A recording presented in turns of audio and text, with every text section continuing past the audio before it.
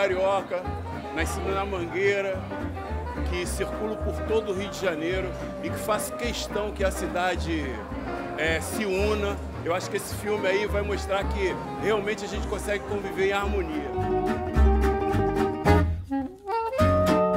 A gente pôde trombar com isso, com vários diretores de fora que tem uma visão diferente, você juntar tudo isso num filme só. E eu acho maravilhoso, eu amo o filme, porque eu acho que tem um filme para cada tipo de pessoa, cada tipo de brasileiro, cada tipo de estrangeiro se identifica com um.